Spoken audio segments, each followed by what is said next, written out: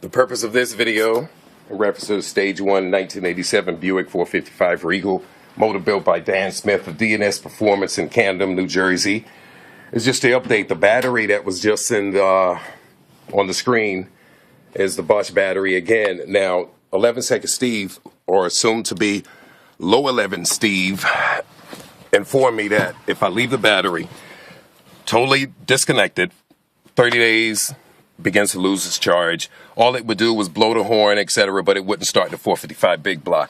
Now, also, I got to come out probably tomorrow when I reconnect the battery that was just recharged at Pep Boys, and it does hold the 14.5 voltage. But anyway, I need to mess with this door.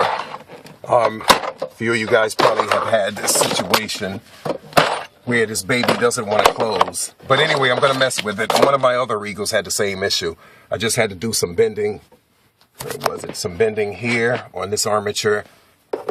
If not oiling that. I forget which it was, but I need to deal with that because this baby doesn't want to close. And that's got my testicles upside down. Now let's go. Oh, I remember this. I'm going to go under the hood.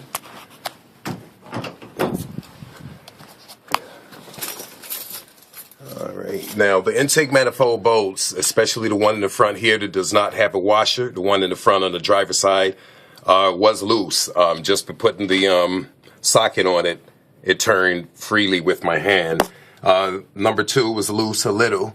Number 3, same, but that was about it. I tried the ones in back. They were fine. Over here, same issue. Tried them. They were fine on the passenger side. Now, I feel it's the gearbox, as I was telling Steve on the phone. Yeah. Wait, no. Yeah, I feel I'm leaking from the gearbox down here for the steering, because that's where it seems to be the puddle accumulation. And also the antifreeze.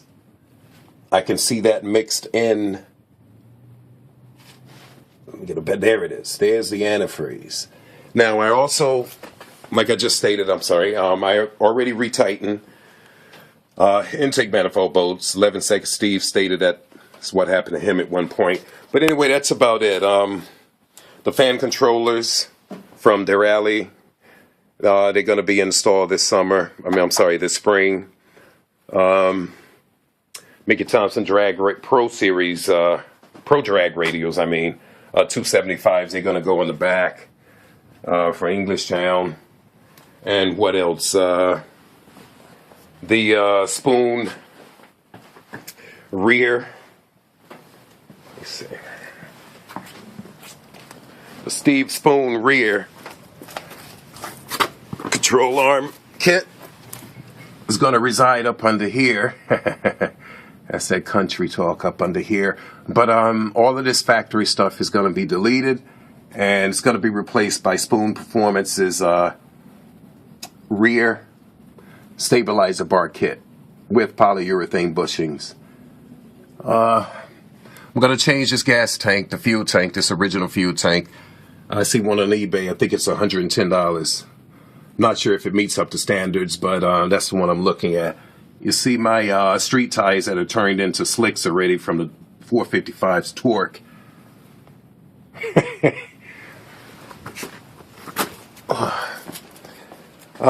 Just put fuel.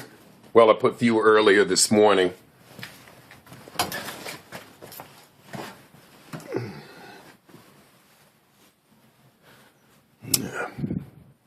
Just need to have few things here checked out, I don't want anything.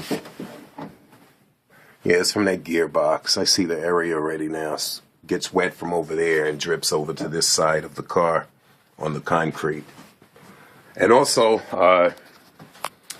in closing, the last video I showed that 78 turbocharged Buick carburetor hat that I was going to use for my intake plenum, upper intake plenum on this. No lift, Mike P, V8Buick.com. Mike P had the 80, he had the 80, what was it, 80 something, 87 if I'm not mistaken, 87 Trans Am GT, the GTA Trans Am, but he had a Buick 455 motor in it, and that son of a gun ran really hard, real hard, with single exhaust.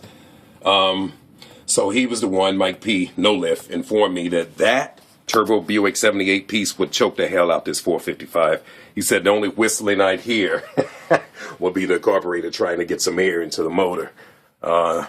So what I'm going with is the Spectre 4-inch aluminum upper intake plenum, going with a custom 4-inch into 5-inch diameter cold air intake tube setup. And that will clear this area no problem. I already did the measurements. This is more than enough room for it to meet through here. I don't want it overlapping the MSD. And it's going to be ported, plumbed right into the bottom area here. And my huge filter, K&N, is going to reside right behind here. Right in back of these badges behind the grill. And that's going to be 5-inch diameter tubing straight to that K&N as well. And I want to take it out and drive it, but what the hell. It's not a good time. My tires, I don't really have tires or anything on the back. So I'm going to get the hell out of here. In the next video, it will indeed show the 4-inch Spectre aluminum intake plenum connected to the Holley 850 double pumper, routing with 5-inch cold air intake tubing over to this area. And behind the filter, surrounding the filter, I already drew the specs for it. I have the template and everything. It's gonna, the K&N filter, roughly 9 inches in length, is gonna have a special cowl or some sort of scoop built around it, so that when the air comes to the grill, it's going to get into that box where the filter is actually housed, so that it can take advantage of all the air that's coming in near that filter. And that's about it. Inside still looks good. The line lock, that's to be installed also. All of this is going to be done at the dyno shop. So back to the rear, and I'm going to end the video now. Oh, and it's steering wheel. Damn. I'm taking this off next week, take it in the house, and take care of it. Because I did state after the mechanics were finished, after they went through everything, I'm going to take this in my house and do it the correct way. I never primed it or anything. I just put the paint over the gray, the blue paint over the gray. That's why this happened. With gasoline on my hands, the mechanics, etc., brake fluid, you name it, motor oil. But anyway, so far so good. That's about it.